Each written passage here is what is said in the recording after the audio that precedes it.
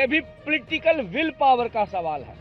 वो बोलते राज्यों से मशवरा करना पड़ेगा, राज्यों को छोड़ दो आप केंद्रीय बैंक और केंद्र की बात करो, उसमें से फिर फाइनल करो कि कर्ज किसान मजदूर का खत्म करना कैसे करना, बात आगे बढ़ जाएगी। तो मैंने जो आपके समक्ष बातें रखी, मुझे बार बार आप सवाल करते हैं कि इसका हल क्या होगा, तो ये हल के रूप में हम आगे बढ़े, बाकी सब मांगे महत्वपूर्ण है।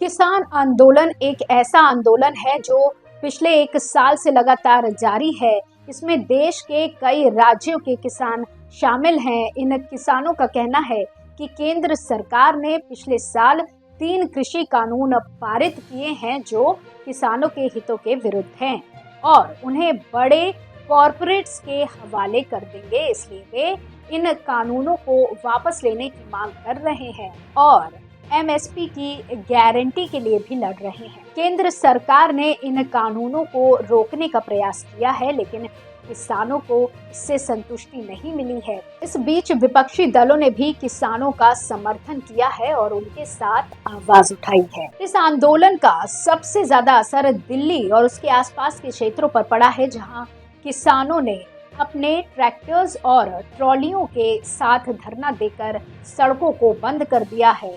इससे न केवल यातायात में बाधा आई है, बल्कि व्यापार और उद्योग को भी नुकसान पहुंचा है।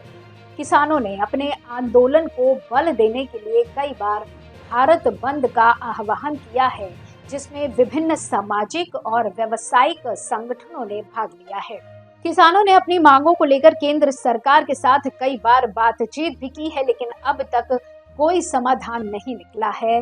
वहीं एक सवाल है जो सबके जहन में कौंध रहा है, जैसे इस आंदोलन के पीछे कौन सी राजनीति चल रही है। इसका जवाब जानने के लिए हमें इसके इतिहास और विकास को समझना होगा। भारत में किसान आंदोलनों का इतिहास और विकास के बारे में जानने के लिए आइए देखते हैं इसकी कुछ मुख्य घटनाएं। नमस्कार, आप देख रहे हैं 18वीं और 19वीं शताब्दी में जब अंग्रेजों ने भारत पर शासन किया, तब गरीब किसान ने अंग्रेजों के अनुचित व्यवहार के विरोध में खड़े हो गए। इस विरोध का उद्देश्य शासन और समाजीकरण के पुराने तरीकों पर वापस जाना था। इनमें से कुछ विरोधों ने आंदोलन का रूप ले लिया, जिनमें नील विद्रोह 1859 से 60, पाबना विद्रोह 1873 से 76, देवरा विद्रोह 1874 से 76, इंडिगो रिवॉल्ट 1906 से 7 ये शामिल हैं। 20वीं शताब्दी में जब भारत में राष्ट्रीय आंदोलन तेजी से बढ़ा, तो किसानों के आंदोलन भी इसका हिस्सा बने। इन आंदोलनों में किसानों के अलावा राष्ट्रीय नेता, समाज सेवी विचारक और संगठन भी शामिल हुए।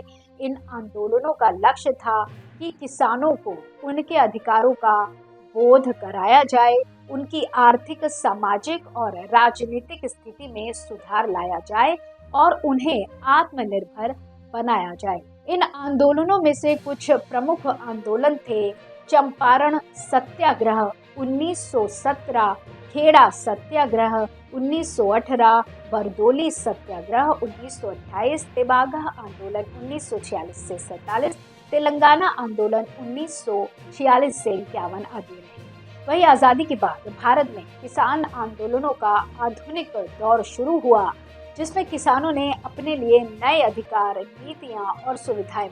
इन आंदोलनों में किसानों के अलावा विभिन्न राजनीतिक दल, संघ समिति और गैर सरकारी संगठन भी शामिल हुए।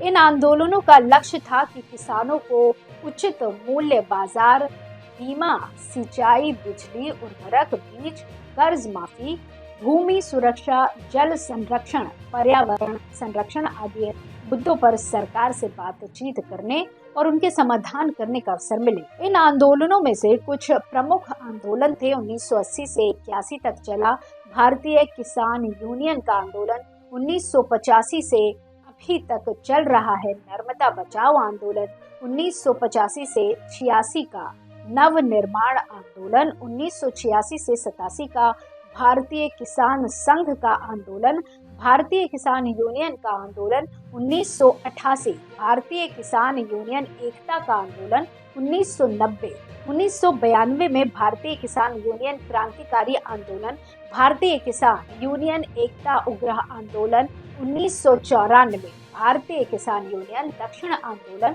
1996, भारतीय किसान यूनियन आजाद आंदोलन 1997 से 2009 तक का और ऑल इंडिया किसान संघर्ष कोऑर्डिनेशन कमेटी का आंदोलन 2019 से 2021 तक चला। इन आंदोलनों का वर्तमान दौर 3 नए कृषि कानूनों के विरोध में शुरू हुआ, जो किसानों को अपनी फसलों की बिक्री के लिए अधिक विकल्प देने का दावा करते हैं, लेकिन किसानों को इनसे खतरा महसूस होता है।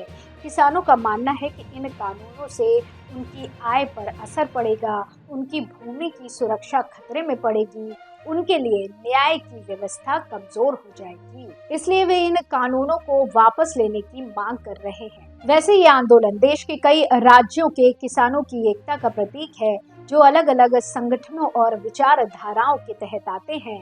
इस आंदोलन में पंजाब, हरियाणा, उत्तर प्रदेश, राजस्थान, मध्य प्रदेश, महाराष्ट्र, कर्नाटक, केरल, तमिलनाडु, आंध्र प्रदेश, तेलंगाना, ओडिशा, बिहार, झारखंड, छत्तीसगढ़, उत्तराखंड, हिमाचल प्रदेश, असम, पश्चिम बंगाल आदि राज्यों के किसान शामिल हैं। साथ ही आंदोलन देश की राजनीति को भी प्रभावित कर रहा है, क्योंकि इसमें विपक्षी दलों, सामाजिक आंदोलनों, गैर सरकारी संगठनों, बौद्धिकों, कलाकारों, खिलाड़ियों, छात्रों, युवाओं, महिलाओं, आदिवासियों, दलितों, मजदूरों, व्यापारियों आदि का समर्थन मिल रहा है। इस आंदोलन ने देश की जनता को एकजुट होकर सरकार के खिलाफ आवाज उठाने का जज्बा दिया है। हालांकि इन आंदोलन का देश की अर्थव्यवस्था पर भी प्रभाव पड़ रहा है, क्योंकि इससे खाद्यान्नों की आपूर्ति, भंडारण, परिवहन, बाजार, उत्पादन, निर्यात, आयात आदि पर असर पड़ रहा है।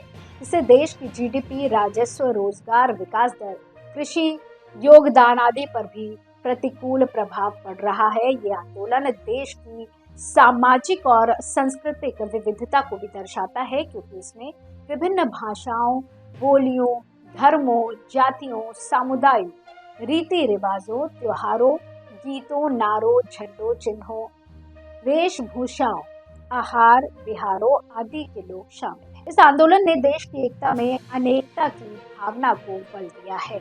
इस प्रकार ऐतिहासिक किसान आंदोलन भारतीय राजनीति, अर्थव्यवस्था, सामाजिक और सांस्कृतिक परिवेश को प्रभावित करने वाली घटना है, जिसका देश के भविष्य पर गहरा असर पड़ेगा।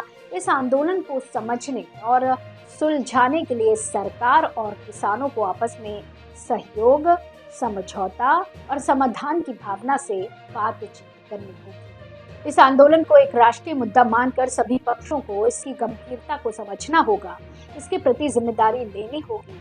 इस आंदोलन को एक अवसर मानकर सभी पक्षों को इसके सकारात्मक पहलुओं को देखना होगा और इसके लिए नई नीतियों, योजनाओं और कार्यक्रमों का विकास करना होगा। इस आंदोलन को एक चुनौती मानकर सभी पक्षों को इससे नकारात्मक प्रभावों को कम करने के लिए कार्यरत होना होगा और इसके लिए निर्णय लेने और क्रियान्वित करने की क्षमता दिखानी होगी। इस तरह किसान आंदोलन के पीछे की राजनीति को समझने के लिए हमें इसके इतिहास, विकास, विशेषताएं, चुनौतियां और संभावनाओं को जानना होगा। यह आंदोलन न केवल किसानों का बल्कि पूरे देश का आंदोलन है, जिसमें हम सब का योगदान होना चाहिए। यह आंदोलन हमें एक बेहतर, समृद्ध, स्वावलंबी और सुखी कृषि और ग्रामीण भारत की दिशा में ले जाने का अवसर दे रहा है, जिसके लिए हम सबको मिलकर काम करना होगा। आशा है आपको ये वीडियो पसंद आया होगा और आपको किसान आंदोलन के बारे में और अधिक जानकारी मिली होगी। अगर आपके पास इस विषय पर कोई सवाल, सुझाव है तो आप हमें बता सकते हैं। हम आपके सवालों का जवाब देने की कोशिश करेंगे।